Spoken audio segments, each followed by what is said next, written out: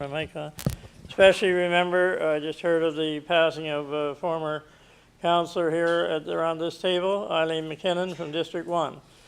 Long-serving councillor, so we'll have a moment of silence and think of Eileen's family.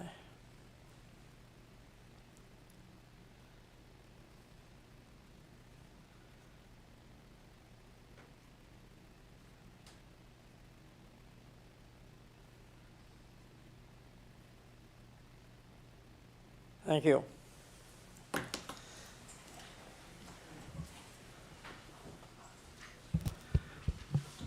So yes, Eileen was a long-serving member around this council table, representing the area that Councillor Butler now represents, and it wasn't long ago I met up with her down the Lismore Hall, so things can change and happen very quickly.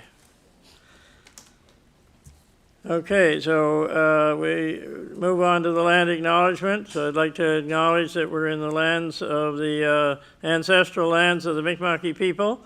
And I want to thank the Mi'kma'ki people of today for being so good to our ancestors, whether they came 4 years or 400 years ago, and sharing these beautiful lands in Pictou County with us. We are all treaty people. Now, we need a motion to approve the agenda. Moved and seconded. Are there any changes to the agenda? Seeing none, all those in favor? Aye. Against? Motion carried.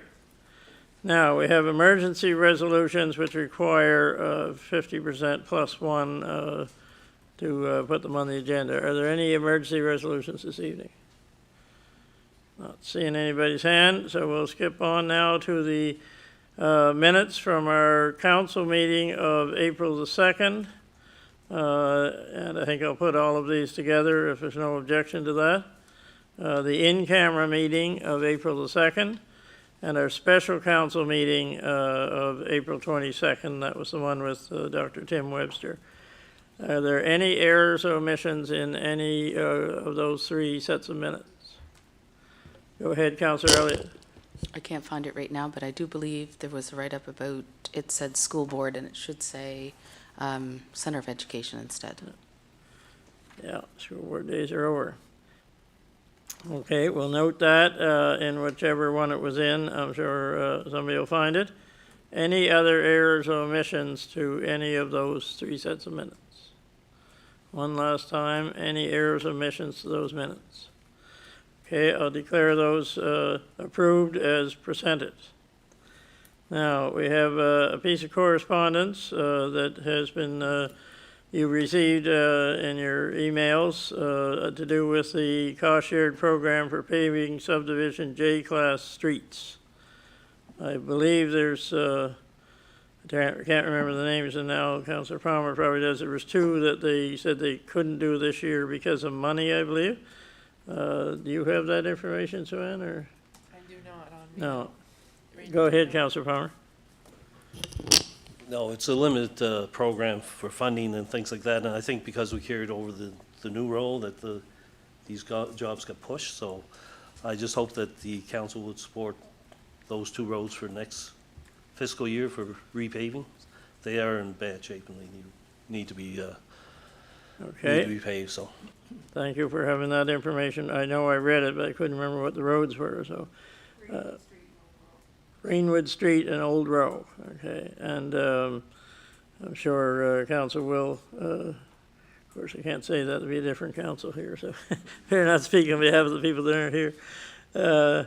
Okay, and now we have a dangerous and unsightly hearing, and I believe Evan Hale is going to handle that one. Go ahead, Evan.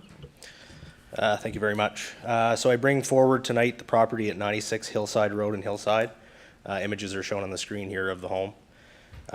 The home originally had a complaint written in on it in August 22nd of 2023.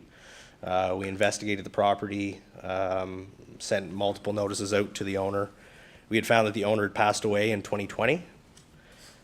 So on April 12th, we boarded the property up to secure the property to make sure nobody gets in it. However, you'll see in the back, Adam, if you can go to the back corner of the home, there's a considerable amount of structural damage and collapse in that left side. and the house is beginning to collapse in on itself. So I bring that forward today to council for consideration for demolition. Okay, so that's the site of the house on Hillside Road that's up for decision-making tonight, whether it goes up to demolition. And so the gentleman has passed away. Whose name is the property in now, Evan? It remains in the original owner's name, Vivian Penny. She passed in 2020, and there are no other interests filed on the property at this time. Okay. Are there any questions? Go ahead, Peter. Yeah, I'd like to make a motion that we do take it down. I've been getting a lot of complaints about it, and I was glad to see that Evan and them finally, got up there, got that on there, and like there was different times we had to call the RCMP to go that there was kids in it, so it's got to come down. Okay, I'm just trying to find the right, do we have a copy of the motion here that has to be made? Usually a very specific motion, I think. Do you have it? Not there, is it? I'm used to having a specific motion to, Darla has a question. oh, sorry. Go ahead, Councilor McKeel. Thank you, Warden Parker. I guess my question is not that I'm against tearing it down. I just had a question about, this would form, if she's passed away, this would form her estate. Yeah. So was her estate probated? Was there a way to contact the individuals through there? There's not been any way for us to contact anybody through that. It's been tried through the Unsightly process as well, through notices. We've not gotten any response from anybody with a vested interest in the property. Okay. Yeah, because my understanding that would form part of her estate. So if her estate was being taken care of, then you would think there'd be a contact that way. Okay, thank you. Okay, any further questions? Go ahead, Councilor Boyles. Well, there is people from the family. I mean, my brother was her son-in-law. There is family members. I was approached that there was some people wanting to buy the land and tear her down and put another building up, a home in there, but the bank was involved somehow, and nobody could get the clear thing on either the bank don't want nothing more to do with it and we could let them have it and they pay the back taxes and sell to this person or whatever. So but one way or the other got to go. Okay, any other comments or questions? I have found the order, so what we need is a motion to activate this order.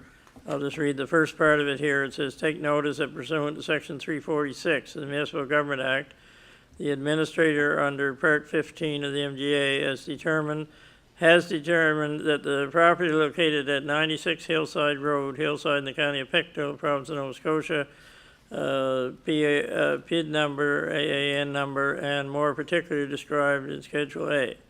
And so the order is to demolish the house structure, remove all debris, household items, and any other thing that is dangerous, unsightly, unhealthy, or offensive to a person. The entire site is to be cleared. All items are to be taken to appropriate disposal site. This work is to be completed and done within 30 days of the date of this order. And further take notice that in the event of a failure for you to comply with the requirements of this order within the 30 days after its date of service, the administrator may enter upon the property without warrant or other legal process and carry out the work specified in this order. That the cost of the work, with interest at the rate determined by the council, from the date of the completion of the work until the date of payment. It is the first lien on the property upon which the work is done, and that the property be liable to be sold in tax sale in accordance with the MGA, and may at any time be sued and recovered in an action in the name of the county. That after this order is served, any person who permits or causes a dangerous or unsightly condition, continues to permit or cause a dangerous or unsightly condition, or fails to comply with the terms of the order is liable on summary conviction to a penalty of not less than $100 and not more than $500, and in default of payment to imprisonment for not more than 3 months. That every day during which the condition is not remedied is a separate offense. Dated at Pictou, Nova Scotia, the 6th day of May, 2024. So that's what we need a motion on, and I believe you were making that motion, Councillor Boyles? Yes. So the motion is to implement that order to do with the property that you see on the screen. So we need a seconder for that motion. Second. Seconded by Deputy Warden Wayne Murray. Pardon me? Oh, go ahead, Randy. Just curious, how much taxes are owing on the property to date? Is that a number, Karen, that you could provide? Currently, there's $6,577.58 owing. Good. Did I see another hand somewhere? No. Oh, you were pointing at that hand. Okay, Councillor Dave Parker. So we're dating this today. We have to wait 30 days before we can have the work done. I think we could only date it today. I don't think we Yeah. could go back to April 24th. So Yeah. it'll be early June before we can legally take that property down. That's right, if the order hasn't been fulfilled by that time. Yeah, well, she's unlikely to be doing this. No, unless somebody else does it. Okay, I'll ask one more time if anybody else has questions or concerns relating to this property on the Hillside Road. If not, I'll call for the vote. All those in favor? Aye. Against? Motion carried. So that's the end of that one. We'll move on to the next item on our agenda, which is we have several proclamations, which is nice to see. I'm going to try and see if I can slaughter the Gaelic language here and with an invite for Anne. Kiel Miel Falche Orab Uli Is Tapada Lib Son Tigil. Amen. So that reads, was it 100,000 welcomes, and thank you for coming. Anne has graciously agreed to read this proclamation in Gaelic for us, which would save you going through me trying to do all of that. Thank God, right? Anne, I just want to introduce you a little better. So you're from Blue Mountain, is that right? Eden Lake. Well, I was down in the General Territory. So I met Anne at the Battle of Culloden service that they had a couple of weeks ago, and was glad to hear that she was willing to come here tonight. It just means so much more, I think, to the people a long time ago that were here, and some still, that to have it read in Gaelic. Seach gan cálrich da bhílas céhir ichid, and takit of cawn bliana ichid do vías nan Gael. Aina am gus echtri coulter canon is skrivelin nan Gael, haar na mol roignag is na cool idria a dlugal honorach is a gleach. Ayes seach gavel coulter nan Gael na parsht vuanchuk do yen enya na halapanuai is it na Gael che na buyen coultera na husanach na betraya a hunig an en cheer na migama ayes shach can be ginulach ura the luke unsihi a canon a gasoin cultural a kumalala as eata lenten good blue reela na faunach a unsig a Gaelic on a gloon and a alapanuai ayes shach guvel and caliph acking and Gael elevi a co-oprahug like Coirsnach and Gaelach gus teichka torsto lesahug na Gaelic mar farsto leirsin canonach na halapanuai.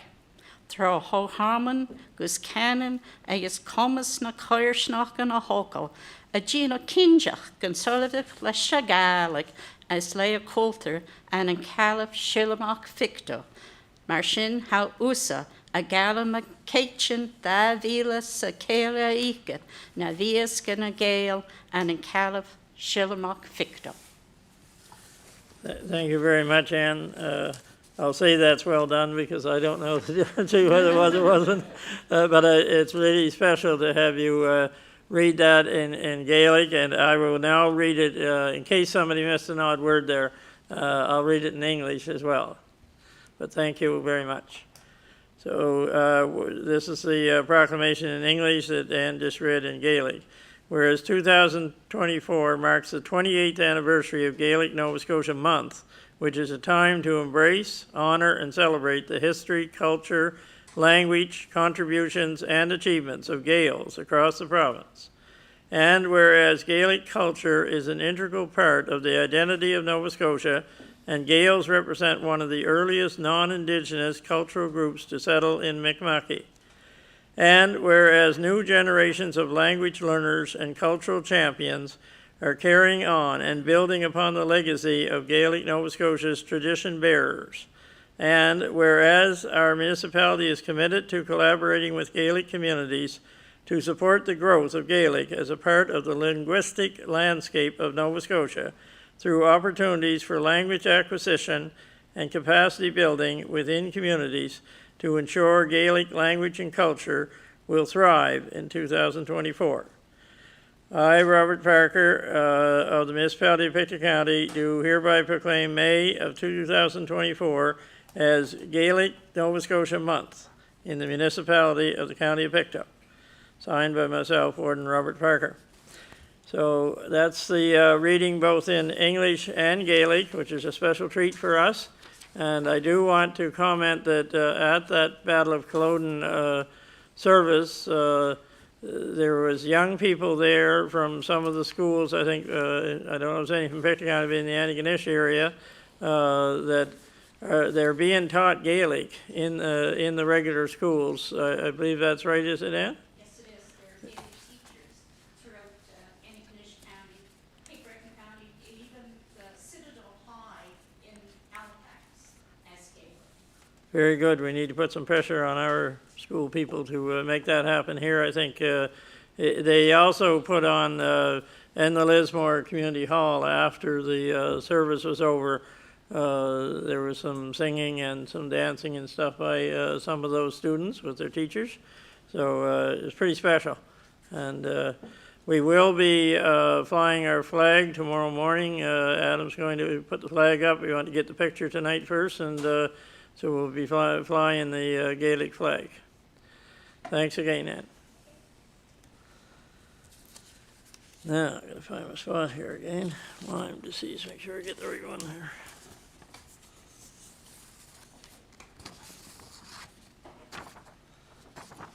We have the flag up this week for that. Okay, it's already, yeah. Okay, we're going to do the Lyme Disease Awareness Month, and Sue Ann just informed me that the flag for the Lyme Disease Awareness Month, we've been flying this week, so it has been up. Okay, so I'll read this one. Whereas Lyme disease is a serious illness caused by the bite of a black-legged tick infected with the bacterium Borrelia burgdorferi, and whereas black-legged ticks carrying a variety of diseases or illnesses can now be found in all parts of Nova Scotia, and whereas awareness, education, and practicing preventive measures such as daily tick checks and proper tick removal can help reduce your chances of contacting tick-borne diseases. Therefore, be it resolved that I, Warden Robert Parker, on behalf of the Municipality of the County of Pictou, do hereby proclaim May 2024 as Lyme Disease Awareness Month, dated at Pictou, Nova Scotia, the 6th day of May 2024, signed by myself. Okay, so that's the Lyme disease one, and we all know, I think, that these ticks are everywhere now, and it doesn't even matter just what season it is. We can't relax even in the wintertime. If you're carrying in wood or something, they could be looking for a bite of you. So something to keep in mind, and Brenda Sterling Goodwin, of course, is a huge advocate and has appeared before us here at different times, so she'll keep us on our toes on the Lyme disease one. Now, our next one then is the International Day. Do I have that here against homophobia and transphobia? There we go. So this one's the International Day Against Homophobia and Transphobia. Whereas the Charter of Human Rights and Freedoms recognizes that no one can be discriminated against on the basis of sexual orientation or gender identity or expression. Whereas Canada is a society open to everyone, including lesbian, gay, bisexual, and trans people, LGBTQ+, and to all other people who identify with sexual diversity and the multiplicity of gender identities and expressions. Whereas, despite recent efforts toward greater inclusion of the LGBTQ+ people, homophobia and transphobia are still present in society. Whereas May the 17th is the International Day Against Homophobia and Transphobia, is celebrated as such in many countries, and is a result of a Quebec-based initiative promoted by Fondation Emergence, starting in 2003. Whereas there is reason to support the efforts of Fondation Emergence in holding this day, therefore it be resolved that the Municipal Council for the Municipality of the County of Pictou proclaims May 17th, 2024, International Day Against Homophobia and Transphobia, dated at Pictou, Nova Scotia, the 6th day of May, 2024, signed by myself, Warden Robert Parker. And we'll raise the flag that day as well. On that day, Sue-Ann tells me that we will raise the flag we have a flag for that? Yes. Yeah, okay. We know that a lot of people are still discriminated against. I was pleased to see in last week's paper, I forget which one it was, one of the weeklies in the county, that they had a hockey game sometime in the recent past just for this community. And it was something to see, because a lot of times people from either the homophobic community or trans people are sort of shut out sometimes of the sports world. So this was just for what they call queer people. And they're out there playing hockey and having fun like all the rest of us, which is good to see. Okay, and we have one more, if I can find my papers. Which one do you have? Access Awareness Week? You've got one there for me, okay. We have a flag for this. Oh, we got a flag for everything. So this one is our Access Awareness Proclamation, the week of May 26th to June the 2nd, 2024. Whereas May 26th to June 2nd, 2024 is recognized as Access Awareness Week in Nova Scotia. The week aims to celebrate the achievements made both by and for persons with disabilities in the areas of accessibility, transportation, housing, employment, recreation, education, and community. And whereas this is the 38th year this public awareness initiative has taken place in the province, the theme for the 2024 Access Awareness Week is Communities for All, taking action on access awareness. And whereas the Municipality of the County of Pictou has established its own accessibility committee committed to moving accessibility work forward within Pictou County, reducing inequalities, and supporting all abilities to improve well-being. The municipality will be flying the Access Awareness flag in front of its administration building in recognition of the work done by this committee and others who bring awareness to the achievements made by persons with disabilities.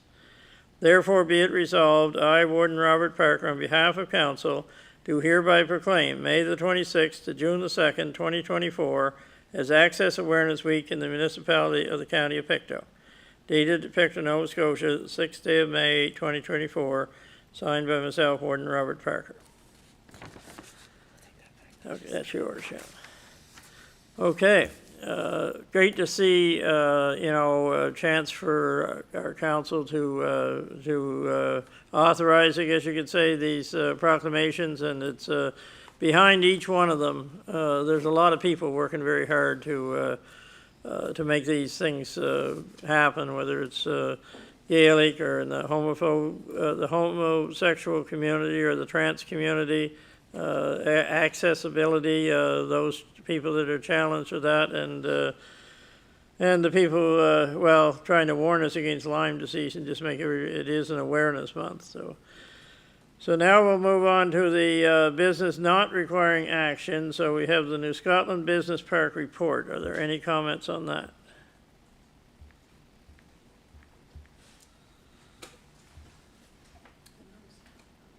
Seeing nothing, we'll move right along. The Riverview Home Corporation, Councillor Dave Parker. Thank you, and I apologize for not giving a written report because until earlier today I wasn't allowed to say anything about this. We were sworn to secrecy. The Department of Community Services has, in the last couple of weeks, been making the rounds to the various ARCs and RRCs and various other organizations that offer services and support to people with disabilities. They are under a court order called the Remedy, to make changes to close all institutions, what they call congregate and segregate settings. These people will now be housed in the community in groups of no more than 4. So we, Riverview Adult Residential Center, or Riverview Home Corporation is the official name of it, we were notified last week that we will be closed by November of 2026. So we've got a little over 2 months, or 2 years, I mean. Now that's only for the 29 that are in the Adult Residential Center. We also have 24, 3 times 8, that are in the group homes on the side of the driveway there. So the challenge is greater than it may appear. That will mean that over the next 2 to 3 years, we may get an additional year for the ones that are in the group homes. We will need to find, purchase, or have built, I don't know, somewhere in a dozen to 15 homes. And that will happen here in Pictou County. Although things are very different, each supported person will get their own individual budget, and they can choose to live where they wish. That may not remain with Riverview Home Corp. They could go with HCRS. They could go back to live with loved ones. Some of them will want to live independently on their own without much in the way of supports. There will have to be, and they are in the process of building, a new bureaucracy. I know everyone will be glad to hear that. To basically support these people. They will be supported to live in the community. That's the whole idea of the Remedy. So there's big changes coming there. That will mean that somewhere around or after November of 2026, that building will have to be disposed of, and as well as the group homes. The group homes hold 8, and they're not allowed to hold more than 4. So decisions will have to be made by the councils, plural, of the 6 municipalities, because we are the shareholders of Riverview Home Corporation. And we will have to make decisions whether Riverview Home Corporation will continue as a service provider in the community, something like HRCS is, or whether it will be wound up. There are a fair number of privately owned and operated operators out there that are offering services as well. So it'll become it is a fairly competitive environment. And some of these people have been with us for decades. Unfortunately, the primary way in which we have reduced our enrollment over the last 2 years has been through passing of some of our residents. But we are actively trying to purchase, as I speak, I believe it's 2 different homes, each of which could contain 3 residents. But we're sort of on our own. We no longer have access to the government TAP to fund these houses at a very low interest rate. So we're effectively out there competing right now with the private operators. And that will only become more intense over the next 2 to 3 years, okay? So it's a very active time for the board, making these decisions, and without being too boastful, we're well ahead of the department. Department's trying to figure out what they need and who they need, and write job descriptions and hire people. We're well out ahead of them. And I'd be remiss in saying that we will most sincerely miss Eileen McKinnon. She's been a wonderful board member for, I think, about 8 years.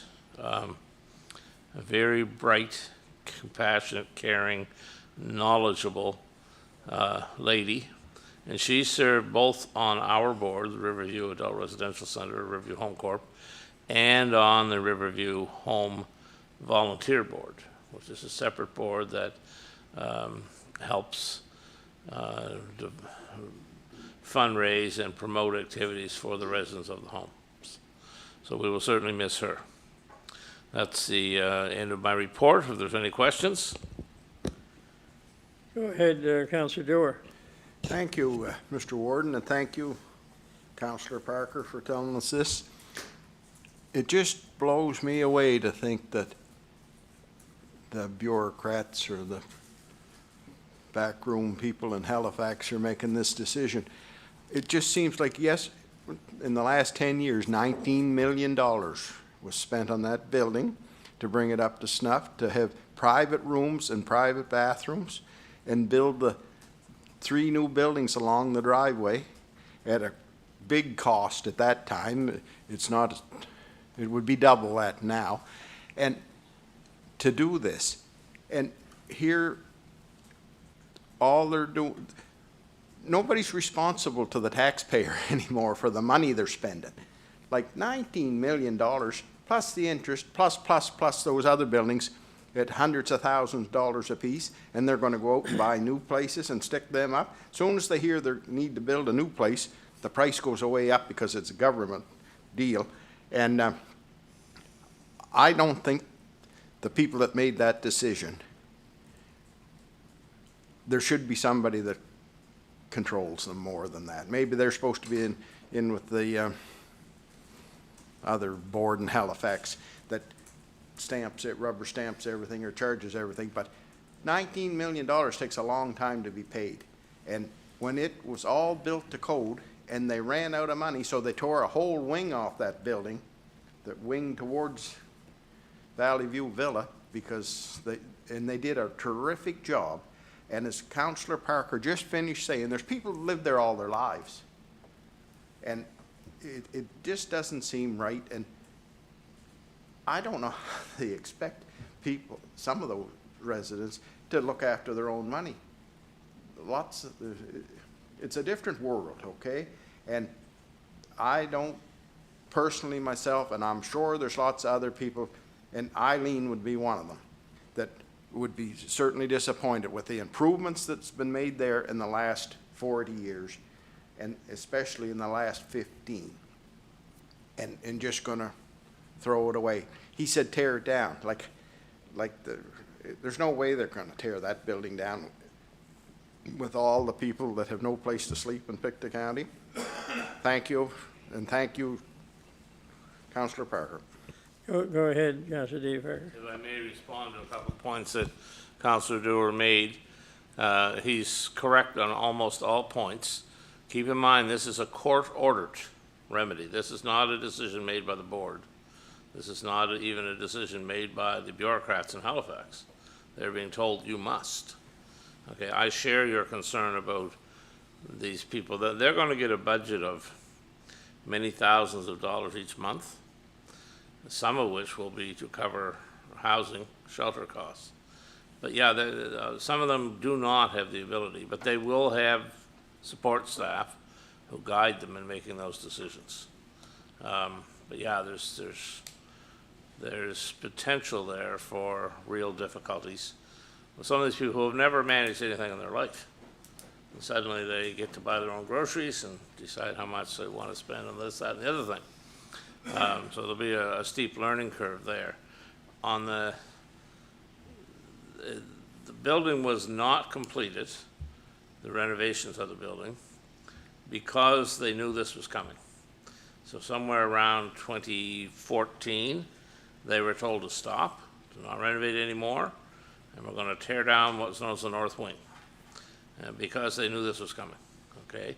Now, I'm not allowed to say who, but there is provincial government departments that are very interested in the facility. So it will probably be sold, and if there's a profit to be made, I think our mortgage right now is around 26 million, and we pay that every month through the per diems that are paid for the residents. And that's on a sliding scale that as our number goes down, the per diem goes up, so that we don't default on our mortgage. But there's a lot of moving parts here that have to be, that have to work together to have this happen. Every other province has done this, moved the people with disabilities into their communities. It's a worldwide trend. It can be done. It's just there's going to be some people, like I say, that have been there for decades, that are going to be stressed. There's stress within our staff. Where they're going to be 2, 3, 5 years from now, they're going to have a job, it's going to be as rewarding, et cetera, et cetera. But there's just a whole lot going on there, but I'm only allowed to report in rather general terms. Thank you. Okay, thank you, Councillor Dave Parker. Are there any other, I just wanted to correct, go ahead, Councillor. I didn't mean your board, I meant in Halifax. And as far as the courts go, well, everything that goes to court, sometimes it's appealed or challenged, but anyway, it just seems like it's such a waste when there's such good buildings there. Thank you. And I guess I would ask the question on behalf of our council. You mentioned that all 6 of our councils in Pictou County are shareholders. So when the last resident, is no longer living there, you're receiving money to run the place based on the number of people are there. When there are no people there, where do the financial wherewithal come to? There's still going to be some costs. Yeah, there's a lot of details like that to be worked out. I suspect we're at 29. I suspect we get down there 10. They're going to trigger something that, give us a hard deadline. And, hopefully before that we have buildings either under construction or available where we can move them to fairly quickly. That still leaves us with the problem of the 24 and the 3 group homes. It's a major challenge here to find that Pictou County is not a big place, and we, no offense, Chester, we can't put them in White Hill, and we can't put them in Lorne, or Elgin. It'd be simply too far from town. These people will want and deserve and have access to transportation and recreation and so on and so forth. And there's not a lot of that going on in White Hill. So they'll be in Stellarton or Glasgow, maybe a few in Trenton or Westall, possibly even some here in Pictou. But again, they get to choose.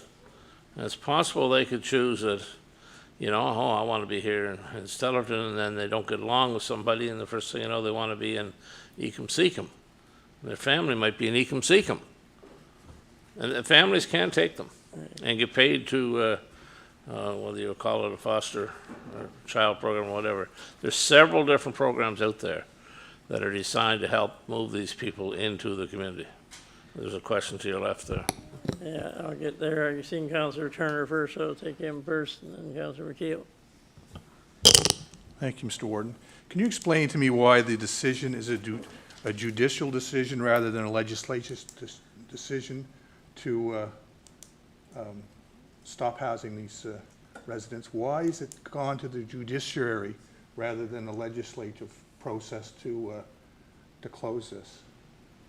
I believe I can. I think starting around 2013, 3 individuals who had been housed for a decade or more in a psychiatric hospital in Dartmouth sued the province.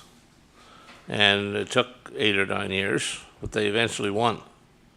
Then followed a couple years of what we would call negotiations between the representatives of these 3 individuals, only one of whom is still living, and the province. And the remedy has been approved by the court. So that's why it's through a court process and not a legislative process. So it's court ordered, but it's not, the court didn't dictate it. It was negotiated between, like they're called the Disability Support Coalition or something like that, and the DCS, which is the Department of Community Services. So that's why it's a legal court process rather than a legislative mandate. Okay, now we have Councillor McKeel. Thank you, Warden Parker. Through you, Mr. Warden, I'll ask Councillor Parker about the evolution of the board. We've seen in other facilities, they dispose of the building or however that's going to take place. I assume your board will be there for that. Will they then be governing or overseeing all the homes, or how is this? It is going to be some kind of evolution for the board. Am I correct in saying that, or? Well, certainly the responsibilities of the board are going to change and Yes. evolve. We will still need administrative support and office space. We'll need, there'll probably be more need for nurses and healthcare going to these homes where these people live. Some of them will be homes that are, I suspect, or I expect, that some of them will be homes owned by Riverview Home Corp. We own several now. Some of them may be something that we're renting. Some of them we may be supporting people living in a building owned by an individual. Okay? There's many different models. And yeah, the board's role will have to evolve. And we have to find, or we will have to find, office space for our employees. We also have, some of you may be aware of something called the Green Team, which I hope is going to be, is it a correct statement, they might be supplying services here? Yes, correct. Yeah.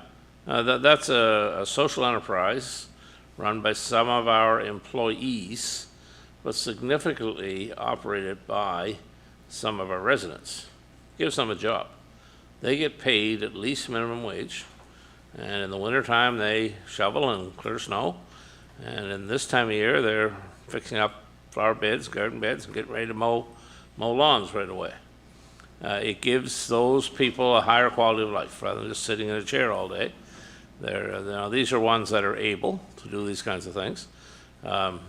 We also have another social enterprise, actually two of them, in the old Goodman building in Glasgow. One is a very successful cafe.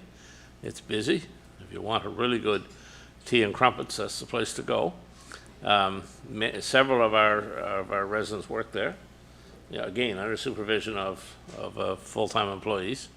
And they also are operating an auction site, so selling things that are donated to them, okay? But the concept is that going forward, we would hope to find more social enterprise opportunities so that we can employ more of those people in those types of enterprises. But yeah, it's going to be a big challenge. It's going to be a big change. And at some point, the 6 municipalities are going to have to say yay or nay. We're going to keep appointing someone to the board, and we want you to keep operating those homes. Or I guess they could all be sold, and we could get out of that business completely. My fear there is the same as my fear of privately operated nursing homes, is that the care is not as good.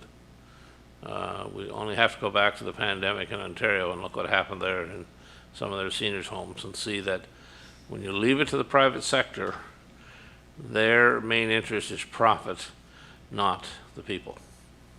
And I personally would hate to see that happen, because I could relate some stories I've heard second, third, and fourth hand, but I won't, because they are second, third, and fourth hand of what's going on right now here in this county. But I'm already concerned that private operators are cutting corners to the detriment to the quality of life of the people they supposedly support. Okay, thank you again, Councillor Wood. Well, thank you, Mr. Chair. I'm just wondering, Dave, and perhaps through you, Mr. Warden, how you say we're the last province to step up to this type of home, or this type of care, I guess, for the disabled. How does it work in the other provinces, do you know? Do you have any feedback from what's happening, let's say in New Brunswick or Nova Scotia, like, or PEI, like just where we can get a handle on kind of what to expect? Maybe the best model, Councillor Wadden, thanks for the question, maybe the best model, or the one that's operated the longest, is the one in British Columbia. They started this here transfer, I think, back in the 70s. And some of them started in the 80s. And maybe it was a little more gradual than what is happening here in Nova Scotia because of the court-ordered timelines. It works. There are challenges. There's challenges with the people that are being supported. And there's in Pictou, we're a relatively small market, there's challenges in finding enough housing. And it's not just for those that have disabilities that we have that challenge.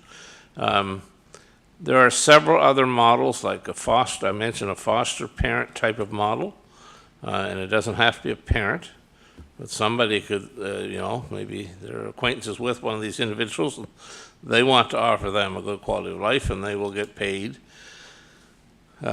some of that person's monthly allowance, we'll call it, for offering that service. So there's several different models here. And they collectively they seem to work. There will always be challenges. Some of these people have disabilities. They will, from time to time, have a breakdown, and then of course they'll want a change in their settings. So there's going to be lots of challenges, but I think it can work. It has worked. It's not just in Canada. It's throughout much of the world that this model is now used. We were just the last one coming to it, and the 8 or 9 years it dragged through the courts delayed this by 8 or 9 years. We knew as early as 2013 that the transitional move was to this type of process. It's just taken another decade to get, and we're only just starting up the ramp now, like writing job descriptions and hiring people and putting policies in place, and there will be probably twice as many job opportunities, maybe a little more than that.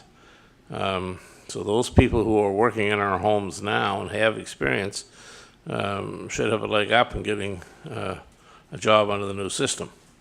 So that should alleviate some of their stress, that there's going to be lots of jobs. It will take more people to run the system in the community than in the congregate, segregate setting we're now in. Does that address? Yep. Councillor Elliott, I missed you, sorry.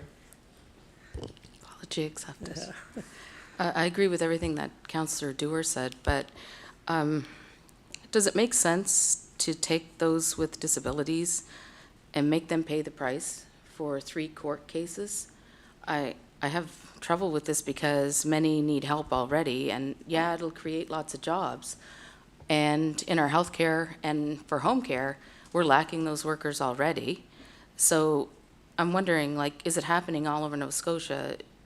Councillor Wadden asked that question, but wouldn't it make more sense to put stricter rules in place for the expectations of those living in the home so that the courts wouldn't be faced with what they're facing with, and then the people could actually live there and know what's expected, and there would be no grounds, and they would know that there's nothing that they could sue if there were stricter restrictions in place so that the residents actually knew what to expect?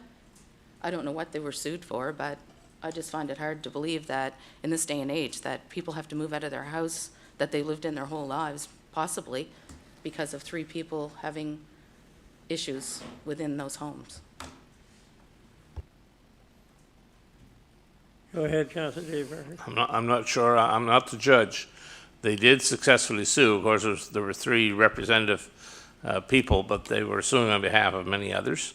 I want you to keep in mind that there's an estimated 500 on a waiting list. These that are not in homes, and another 1,400 which have been diagnosed as being disabled but have no supports at all.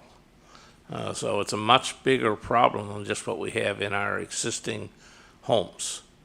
I think there's around, I think it's around 700 that are in these existing homes, province-wide. They've already closed the one in Yarmouth. It was called Riverview, and I think it had 21 residents. That was done over a couple of years, sort of as a pilot project where they've, trying to apply some of those lessons to the other ones that have to be closed over the next 2 years or so. But in our society, it's a much bigger problem than just Riverview Adult Residential Center. We're already partway down this path. We have HCRS, and they've been following this model for decades, where they support disabled people in small homes. And that's the model that we have to go to. But there's still, like I say, probably another 2,000, if you take 500 and 1,400, your printer there. And unfortunately, there's people get disabled every day, whether it's through mental illness or whether it's through a car accident or whether it's through bad genes. This problem, if we were to get all of those people out of the homes and all of those 1,900 that I already mentioned, there'll still be more. This doesn't just suddenly go away. It's going to have to be a very significant shift in our society over the next number of years.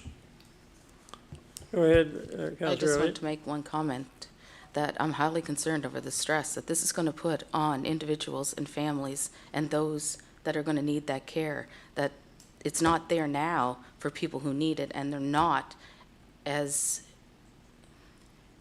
I can't even think of the word, that these people have been cared for their whole lives, and some of them around-the-clock care. This is going to put a deep, deep responsibility on family. I do not disagree with you. Okay, and I've got Councillor Peter Boyles. If it didn't ask the question, somebody's going to ask it out there, and then I'll know. They want to put a new Valley View Villa. What is stopping to turn around and moving the Valley View Villa into the village, into to the other place when it's all that money's been spent on it? I just got to ask the question. That's all. There are several groups that would like to have the Riverview Adult Residential Center, their grounds and their buildings. Okay, now that we haven't had discussions with Valley View Villa. They've been mandated to close, and they're going to build a new one. They haven't talked to us, but I mean the provincial government, in regards to using the Riverview home. We're not nearly big enough, but for some of those people. Okay, the truth of the matter is that we have a shortage, and we will have a shortage at least until I'm 112 of nursing home beds. Even when we get the new Glen Haven built and the new Valley View Villa built, we'll still be way short. Okay, and it's easy to do the demographics. I'm a fan of having both the Valley View Villa and the Glen Haven, the existing buildings, renovated for housing. Makes sense to me. You don't tear them down, you renovate them. We have a long-term housing shortage in this county and in this province, and it won't be solved in 2 years, 5 years, or even 10 years. Maybe 20 will put a dent in it, only if we get busy and build more housing. But yeah, there's multiple housing issues, and I'll go a bit further, make a further prediction. I don't know how many of you have had a loved one go into a nursing home, but they have the right to take them out of their home and put them in a nursing home within 100 kilometers, basically pulling them away from whatever support they have. Okay? They take away their pets, if they have any. You're not allowed to have a pet in a nursing home. They dramatically change their diets and so on. The day is coming when a sharp lawyer will say, you're violating that elderly person's rights, and the province will lose that one too. That's my opinion. But the day is coming where the current model will just say, well, and they're desperate. they're desperate to try to find a place for these very elderly people who need care. And if it happens to be in Pugwash and not in Miragamish, so be it. They do that. And they say, well, we had no other choice. But the day is coming when the province will have to remedy the current nursing home setup as well. That's my opinion.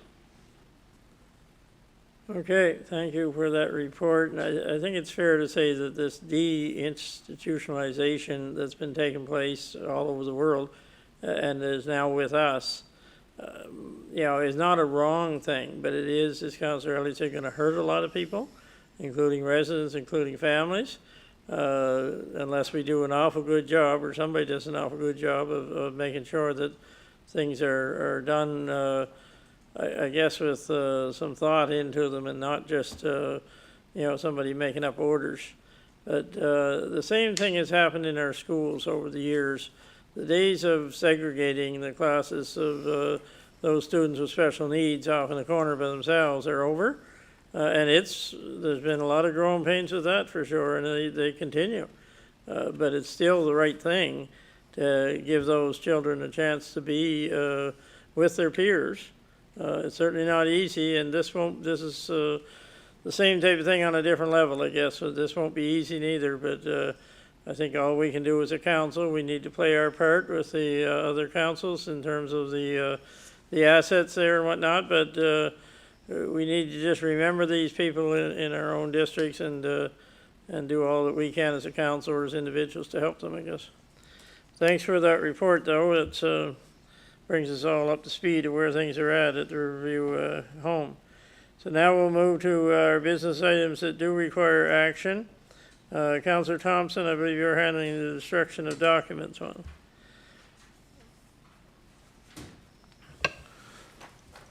Resolution, whereas the Municipal Council for the Municipality of the County of Pictou has adopted a bylaw which provides for the destruction of any documents or records after they are no longer required for municipal purposes.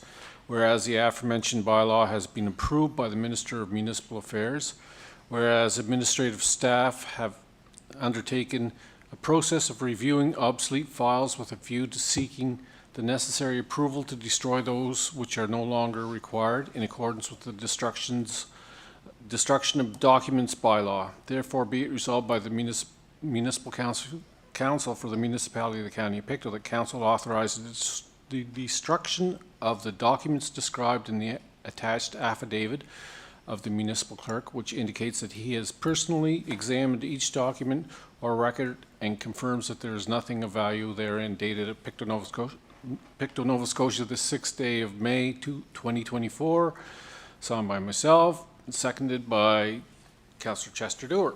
So seconded. Okay, you've heard the reading of the motion then for the destruction of some old documents. Been moved and seconded. Are there any questions on that resolution? Okay, seeing none, I'll call for the vote. All those in favor? Aye. Against? Motion carried. Now we'll go to Councillor Wadden, Recreation Grants. Thank you, Mr. Chair. Resolution, be it resolved by the Municipal Council for the Municipality of the County of Pictou that it approve the following recreation grants with the funding from the 2023-2024 operating budget based on the reallocation of funds. First one, Fundy Highland Female Hockey, $1,525. Northern Nova United Soccer, $2,400. Pictou County Athletics, $220. And Pictou County Invasion Volleyball, $320, for a total of $4,465, dated at Pictou, Nova Scotia, the 6th day of May, 2024, signed by myself, Councillor Deborah Wadden, and seconded by Councillor Larry Turner. So seconded. Okay, you've heard the reading of that resolution on the recreation for those four bodies getting some funding. Are there any questions on the resolution that's been moved and seconded? I have one myself. I do not know. I know what beach volleyball is. I don't know what invasion volleyball is. Can anybody help us on invasion volleyball? Yeah, it's just a club. Oh, I thought it was like beach volleyball, but it was an invasion or something. Okay, I'm a lot smarter than when I came. Okay, we'll have the vote on that one. All in favor? Aye. Against? Motion carried. Okay, moving right along to C is municipal election advance polls. Councillor Butler. Mr. Warden, be it resolved by the Municipal Council for the Municipality of the County of Pictou that it approved the advance poll date of October the 12th, 2024 from 12 p.m. to 8 p.m. Dated at Pictou this 6th day of May 2024. I so move, and seconded by Councillor Peter Boyle. Okay, and moved and seconded for the advance poll date of October the 12th, 2024. Any questions on that? Okay, all those in favor? Aye. Against? Motion carried. And now we'll have another election one, the municipal election polling dates themselves. Deputy Warden Wayne Murray. Thank you, Mr. Warden. Be it resolved by the Municipal Council for the Municipality of the County of Pictou that it approves the electronic voting period for the October 2024 municipal election from 12 a.m. on October the 6th, 2024 through to 7 p.m. on October the 19th, dated at Pictou, Nova Scotia, the 6th day of May, 24. I so move this resolution, and seconded by Councillor Palmer. So second it? Okay, so that's the actual dates of the election this fall. Of course, there's much longer times to vote now than what there was in the past, so it gives everybody lots of time. Are there any questions? Okay, Councilor Dave Parker. No, I just want to be clear. So it's going to open at midnight, on October the 6th, 12 a.m., and it's going to stay open continuously Yeah. until 7 p.m. on October 19th. So you Oh, can vote at it's 4 in the morning. It's electronic, so you don't have to have anybody there, yeah. Yeah. Yeah, that's the All right times. Councillor Boyles. Well, as I said many times, and I'll be second by it, I don't agree with the electronic voting, so I'll be voting against this on that grounds. Thank you. Okay, any further questions on that resolution? If not, all those in favor? Aye. Against? One nay vote. Thank you. So now we're going to move on to E, which is the internet service and the Hillside Hall. Councillor Boyles, you brought this up before, that there was no service there, and I did bring it forward that week with our CAO and Deputy Warden. And the last I heard on this is that there was some staff of ours going out to check and see if something could be done to help or improve the service there, but you were mentioning getting other service, so I just want to ask Sue Ann if she has anything from Brian tonight on that, or? No, I have nothing, no. Okay, that's, I don't know, Wayne, if you have any more or not, but what I remember. Send a drone, I think. Yeah, send a drone, that was that they were gonna see why. Why, is it because it's in too much hollow, or because of trees, or if you had a tower to spike it up some, would that allow for reception? That's the type of thing we were talking about, trying, and somebody was, I thought maybe it was one of the Scots or whatever, but we're gonna go out and check it out. I don't know if you're knowledgeable of that or not, or if that's happened, or anything has happened in that line? Last I talked to Brian was at the mental health forum we had there, and he said that there's a few. He said, I didn't realize that there's other ones that they can't do it. They just can't get the connection to the towers or anything. So my big concern, and talking to some of my residents in that, is that this council has went out and made it public and sort of turn around and build up this internet on the grounds that everyone in Pictou County will have internet. If it might be, not be the one type, but it'll be another type. But we're being told Hillside just ain't getting it. That's it. They turn around and they don't have the like a lot of places wouldn't get it if there wasn't towers put up or there wasn't things done to make sure they did get it. Now it looks like Hillside is being sort of pushed aside and saying, oh well, you got Eastlink or you got Bell or you got I mean, that's well and good, but that's not what we said. That's not what we told the people of Pictou County. And if you know, we went on them as we did, I was been at the meetings, I was at the meetings in Pictou that we had with the, you know, with the, we it's billboards up turning around and saying, or in these meetings saying that they were gonna have, everyone would be hooked up. And we were sent this, graph thing where in the computer where you went in and turned around and you put in where you were at and everything to show just what your speeds are and all this stuff. They were looking to make sure, you know what I mean, and stuff like that. So I just, to me, it's something that should never have happened. And again, the other ones, I don't know, maybe they don't even know who they are, or he said that there is other ones that they just haven't got connections to and they don't know what they're going to do. Okay, I'll respond to that in a minute, but I got Councilor McKeel here first. Oh, just let me unplug this. Yes, thank you very much, Mr. Warden. I guess my question is this area considered served now or underserved? Is there Eastlink there now? Is there other connections, or is there just, there's no internet connection for anybody in that area?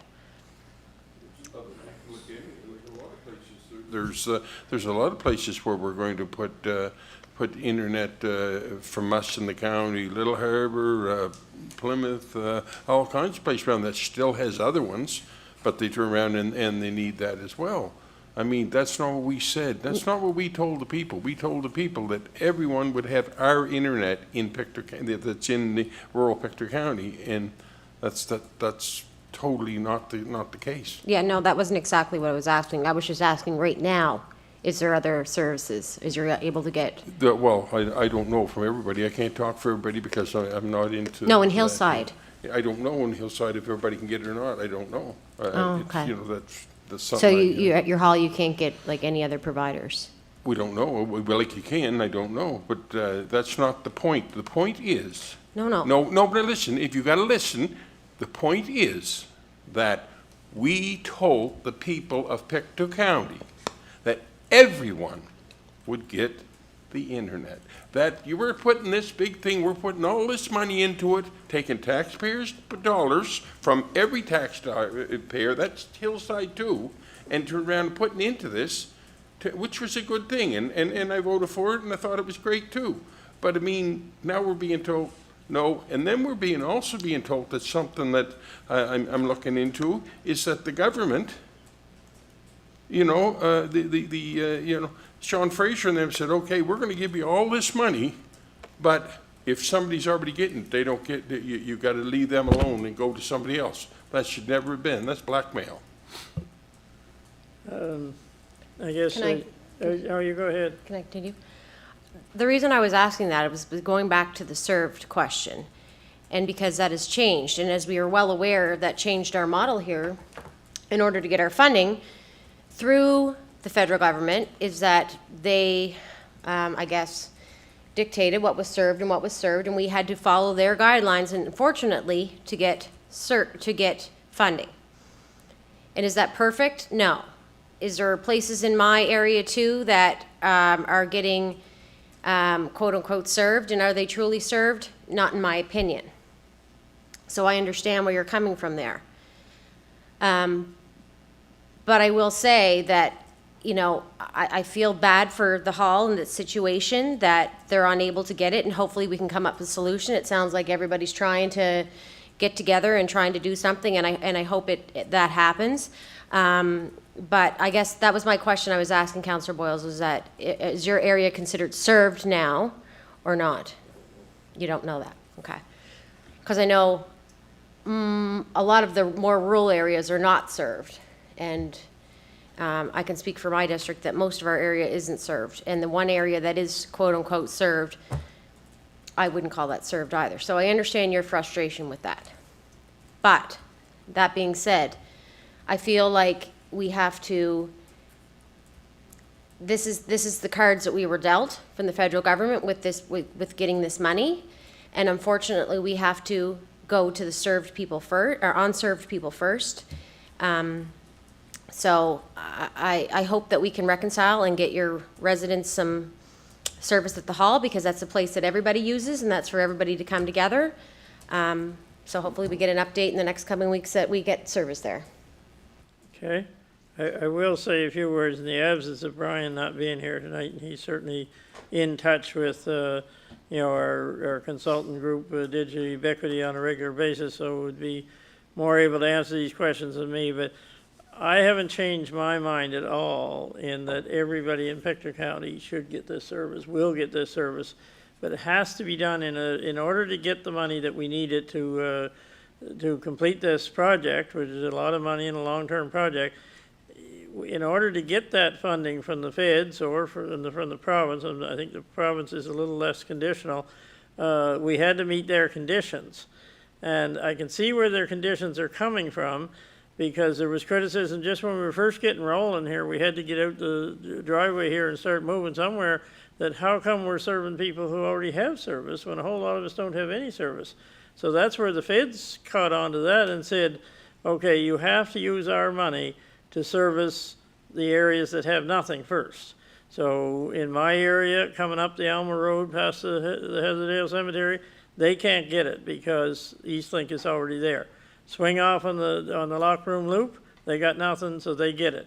But in order to get there, they have to go on the Sylvester or the Alma Highway, but they can't get it.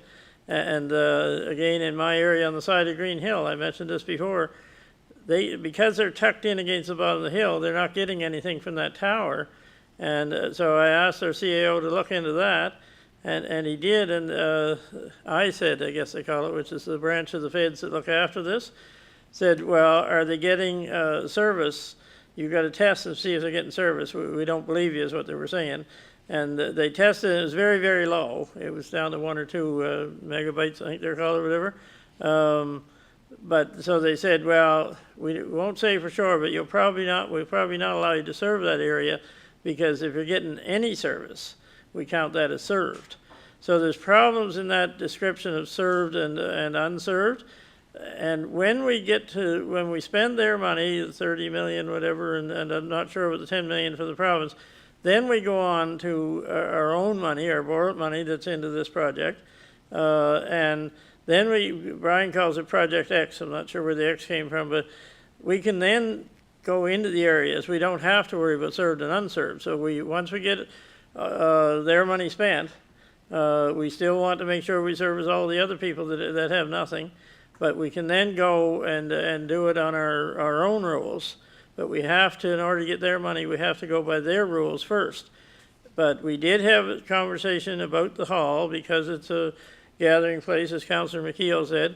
And so we're going to try and work with you as councillor and the hall group and see what would it take to get service to the hall. The technicians that know something about that, and I know nothing about it, is there a way to get service? Obviously, they're no different than the people tucked in the bottom of Green Hill. They're being missed from the towers. And these towers will only serve so many, and there's TV white space, which will go through some trees and poles. But I think we have to be patient. We're not going to serve everybody tomorrow. We knew that from the first, and people are getting tired of being patient, and I don't blame them. This has taken a long time. But we're doing everything we can. They have, I can tell you, they now have a new company. You remember the name of it? VistaCare?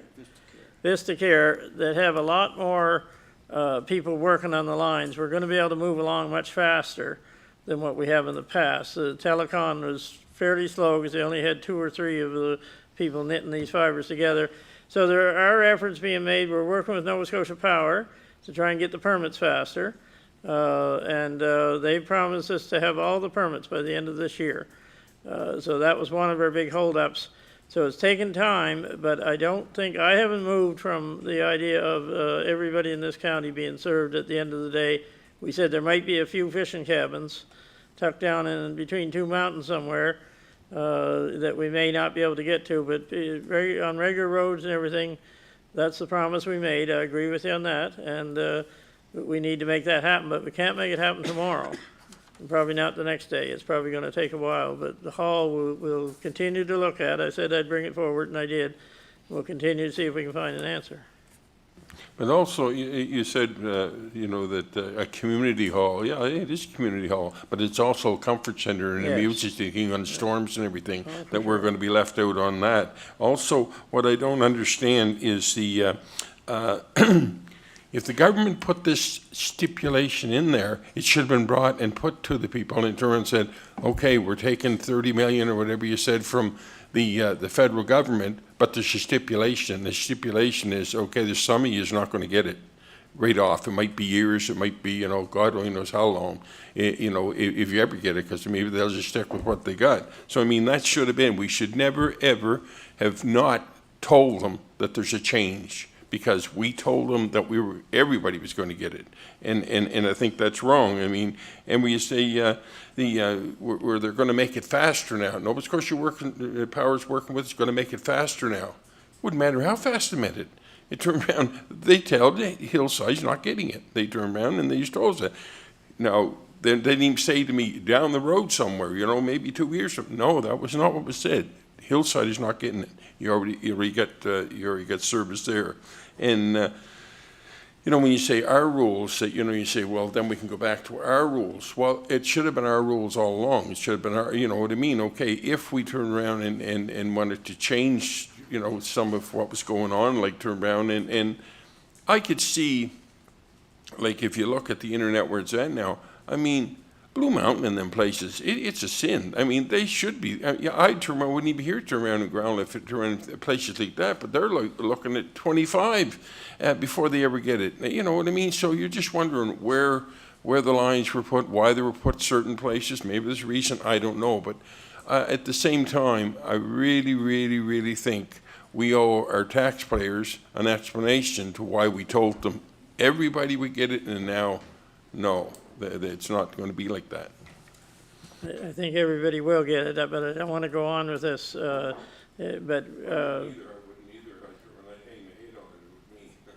go ahead.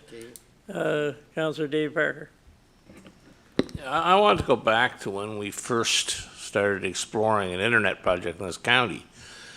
And the main reason was the suppliers we had at that time, Eastlink and Bell primarily, they were doing what I call cherry picking. And this is a common business strategy. It's not just here in Pictou County, not just here in Nova Scotia. It's all over North America, where they invest their dollars where they get the quickest return. Well, the quickest return is where you have the most houses and where you have the people with the highest incomes. They will buy more of your services, bells and whistles. And it was pretty clear to me that they were never going to get to Elgin or White Hill, probably not Hillside. Okay, that just wasn't going to happen, ever.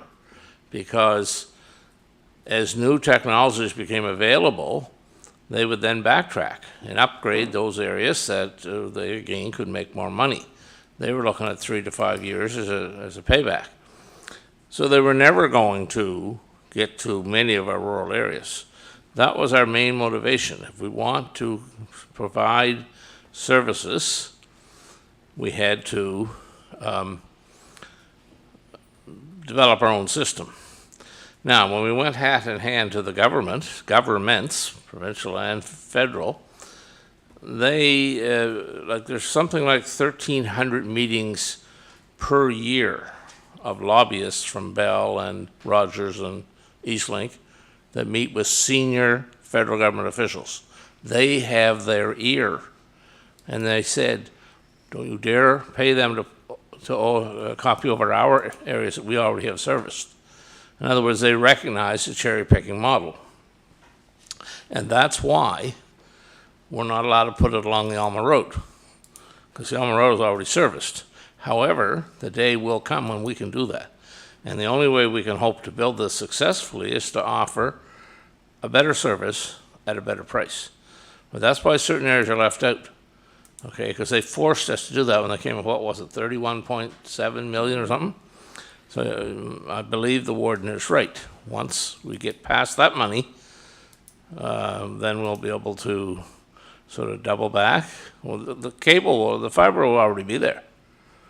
Okay, they're just not paying us to put the fiber along the Alma Road, at least not until we get to where we call the Lockbroom Loop. But the fiber's there. Had to be there to get to the Lockbroom Loop. Okay, so there are some idiosyncrasies here, but in the long run, we will have the most extensive fiber network, certainly of any county in this province.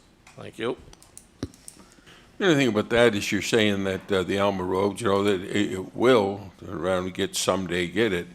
And that's if we're not being misled. That's if we're not being turned around and told something that we don't know. We've been already misled. That's all I'm saying. Okay, that's probably as far as we need to go on this one tonight. I'm going to move on. Wait, now, did that one require a motion? No. Okay, we'll move on to Councillor Boyles. You're handling the CERB collection information, or this was your item, yeah. Yeah, I don't know about the rest of you, but I have a lot of people that this CERB thing is I don't know. It's been really a blunder from day one. But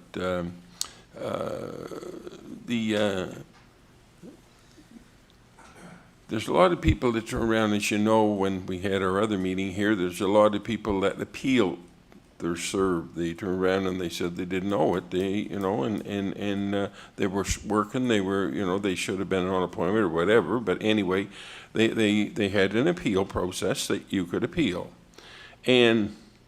But what's happening now is these appeals are they're saying that, like, I know one person, they turned around, they said, yeah, we're working on it now. But they're taking the money from them. They've taken the money for the last 2 years from them, but they're working on an appeal. How do you take money from somebody when you're working on an appeal? It don't make sense to me. Then when we go to the MP's office and say, okay, we would like to talk to the people that are taking this money to turn around and find out why they're taking this money, we don't know who it is. We don't know who's gathering it. And what do you mean? I mean, somebody's got to, no, well, you know, the federal Liberals are turned around and taking, they're the ones that give this money out. They're the ones that's trying to collect it back. You think they would know who was turning around and collecting it back for them and what part of that government is doing, you know, to take it back. And again, it's just, the only question we would really like, or the people would like, they asked me to it, and it's up to you guys. I mean, we'd like to ask, we make a motion that we would like to ask the federal government who is collecting these tax overpayments. You know, what department is it, and who isn't? Who can our people write to and say, okay, you know, why and why is it another thing they're doing too? Like, say they're getting, I know one person had $1,100 coming back in income tax, and 8 of it was put on the CERB. The other 3 is gone. Didn't even know where it's at. You know, so I mean, there's so much things that we just, you know, like to find out. And and why are they taking money from people that's under appeal? If you appealed it and you put it in for an appeal, well, the appeal should be settled before there's ever a dollar taken. So I'm just asking that, you know, if I could make a motion to turn around, just write the federal government and ask them questions. Nobody's, you know, we just like to know. Then we'd know where, you know, who was collecting the money. And just to be clear, Councillor Boyles, in your motion, you want us to write a letter to the federal government or to our MP here, or whatever, asking the question, who is doing this collecting? Is that what you want the motion to be? Who's doing the collecting, and why is people that appealed Still the decision being the money being taken off them before the appeal? So we got 2 questions in your motion. I just want to be clear on what the motion is. So before I can go any further, I want to have a seconder for that motion, if there's a seconder. Councillor Dewar. Moved and seconded. Now, Logan McDowell had his hand up, and so I'm going to let him speak first. Thank you, Mr. Chair. It's just a very quick point that there was an article today that came out indicating that the government has had to, federal government has had to cancel plans to try to recoup $246 million in debts from Canadians who were initially received the payments and then were told they were going to have to pay it back. So that's $246 million that's, as of today, been told that they actually don't have to pay it back. So that's new information since it was put on our agenda.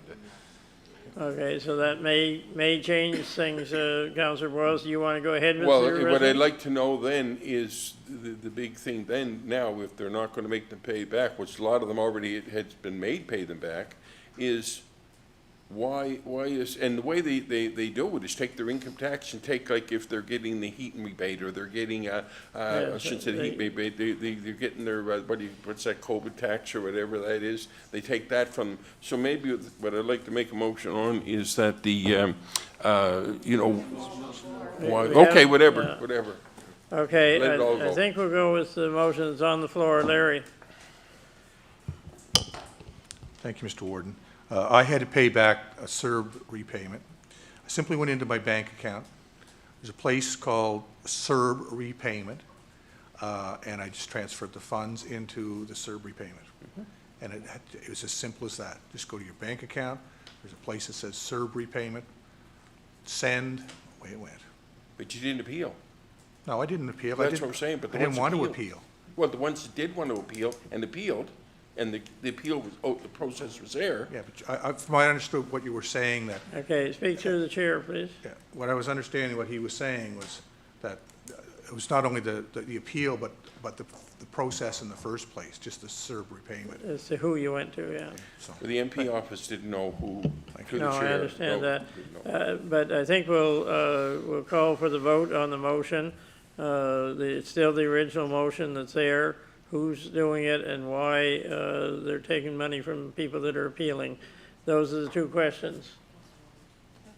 Did I miss you, Councillor Wood? Go ahead then. Yeah, this is a federal issue, and it's through the CRA, so I think that's who they should be dealing with. This information is confidential with each and every person that's involved with CERB, so I don't think it's something we should get involved with. I really don't.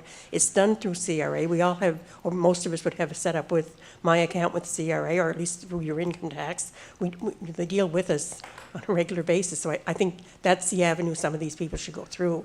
I don't think it's right to be coming through municipal council for that. Thank you. Thank you. I'm going to call for the vote on the motion. All those in favor? Aye. Against? Aye. Don't surprise me, thank you. Okay, time to move on. What are we at? Letter from Nova Poirer, regarding MacBeth Road, and Deputy Warden Murray, you're taking this one. Thank you, Mr. Warden. I have received a call from Nova Poirer about the RIM program that was done on the road, the MacBeth Road that she lives on, and all the residents there, I guess, are not very pleased to it, but I told her that it certainly was Department of Transportation, it has nothing to do with council. So she did want to make a presentation, so I said, maybe not, maybe write me a letter or an email. So that's what she sent me. I copied it. I think everybody got a copy in the package. So I told her the only thing I can do is take it to council, and I'd make a motion that we forward this to the Nova Scotia Minister's Public Works, the complete letter, so he'll see what her complaints are. And if anybody wants to go have a look at it, she's more than welcome to take you on a tour. So I would so move that motion that we send a letter to the Minister of Public Works for their comments. Okay, seconded, moved by Deputy Warden Murray and seconded by by Larry. Are there any questions? Go ahead, Councillor Turner.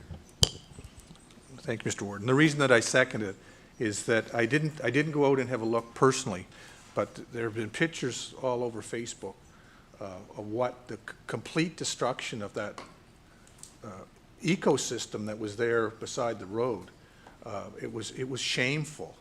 They went in and they destroyed complete ecosystems, and with no regard to any of the flora or the fauna that's there. And so it was disgraceful and shameful what they did. So that's why I had seconded. Thank you. Okay, there was no forethought into how to it looked as though there was no forethought into how to properly look after that problem. Thanks. And I think Ms. Poirier's steps there that she's recommending certainly include meeting with the local folks in the area before suddenly somebody just starts some morning at 7 o'clock. There's no doubt that there was a need to do something because of snow removal and various other things, but I think what Ms. Poirier is calling for is a different system. So there's communication ahead of time and maybe looking at alternate ways to solve some of the problems that the Department of Public Works have. We had this come before council, I don't know, a lot of years ago now when I was first on council, I think about up and down Highway 376, they just come in and butchered. They had a machine, it was just a contractor from PEI, I think, but you know, wherever there was trees, they just put the thing sideways up against it and half the trees still standing, and it looked like a bunch of injured animals pretty near when you drove down the road. People say trees have no feeling. Well, you don't know because you're not a tree. But, it's hard on everybody, I think. And so she's calling for I don't think she's calling for no clearing or whatever. She's calling for a lot improved communications and looking at doing things different ways. Does anybody have any other comments on Ms. Poirier's letter? Go ahead, Councillor, you're pointing at somebody again. Who? No, Councillor McKeel. That eye's not working good. I'll get you fellas later then. Thank you, Mr. Warden. I just wanted to say that I thought that letter was very well written.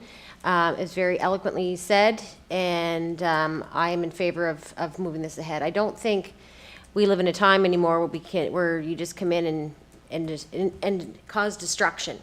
I think you have to be there thoughtfully.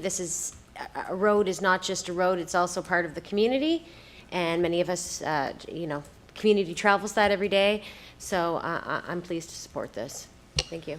Okay, now go to Councillor Randy in the corner then. Councillor Randy. Councillor Randy, I can see you around the corner here.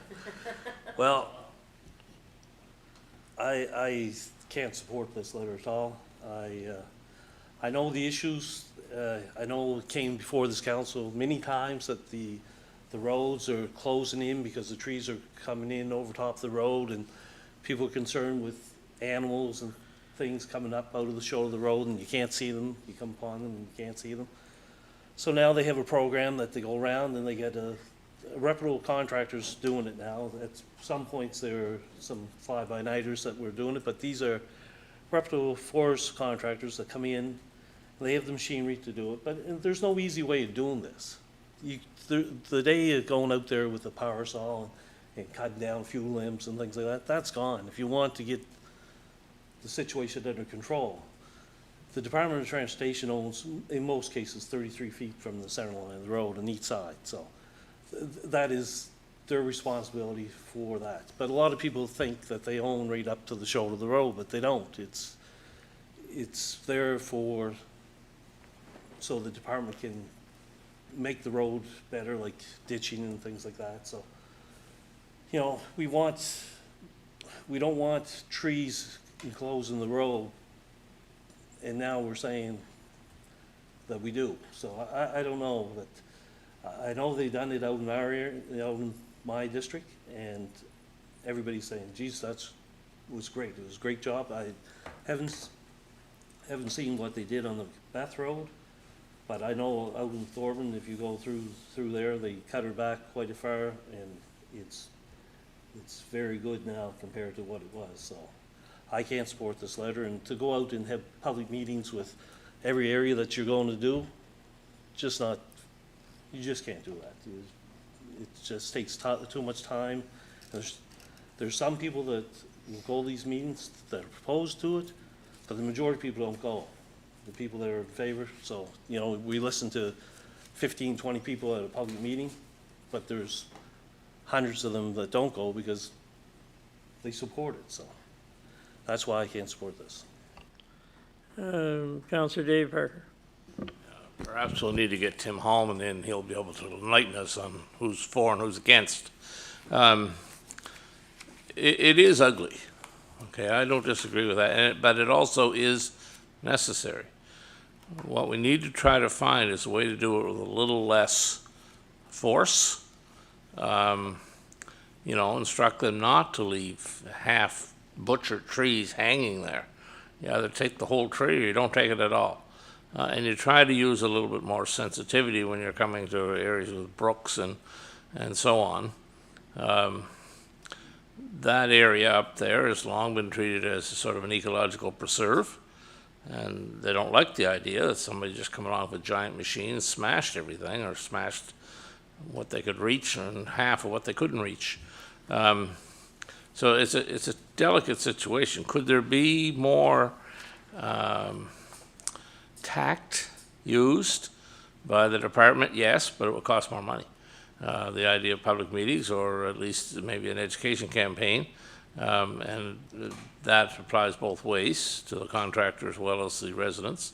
In the last year, we've seen more work on my road than we had in the previous 20 years, in terms of, we had 3 different machines come by in the space of about 2 weeks.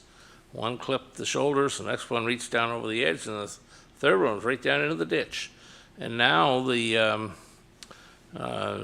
contractors for Nova Scotia Power spent the last week and cleaned everything under their lines back as far as they're allowed, and probably a little farther than that. But they are doing it with chainsaws and pulling it up and chipping it and so on. And any bigger material that's there, they're leaving it laid neatly along the right-of-way, I guess we'll call it.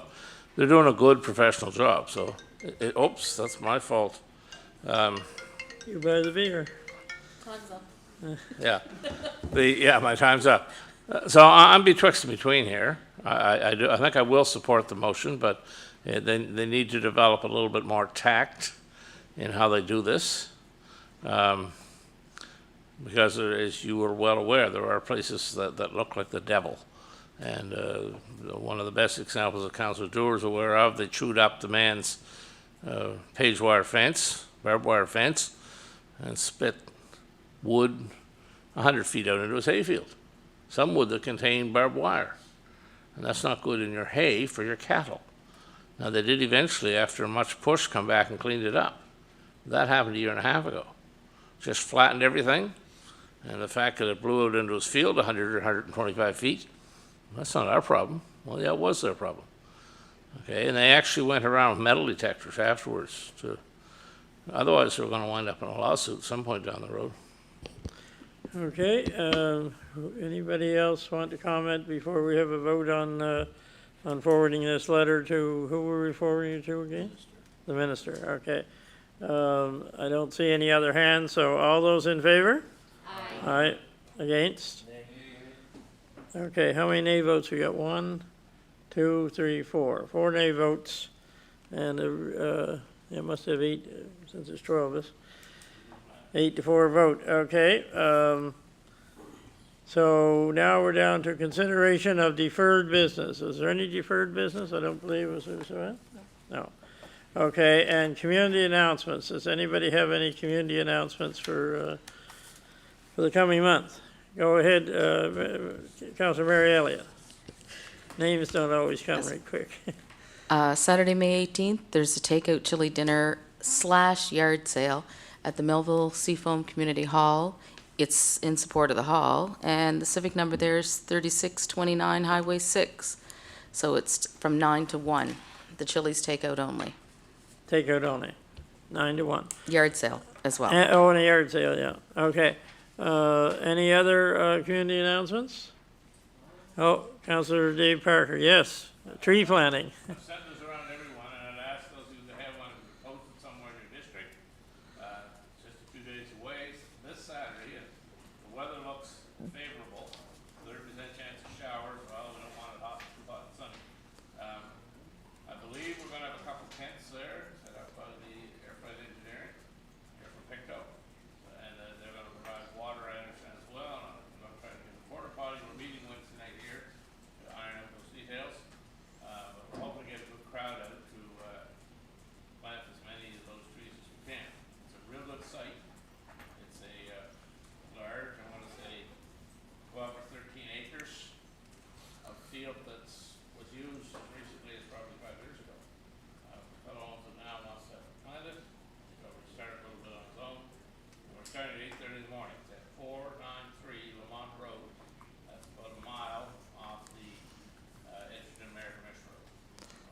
Okay, thank you. Any others? Councillor Elliott. I neglected to say you can pre-order, and if you go on Melville's Seafoam Community Hall on Facebook, you can pick the numbers. There's 3 there, but one of them is 902-890-0240.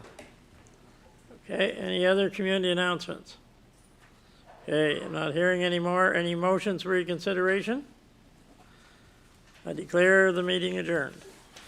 Thank you all for coming. Have a safe drive home.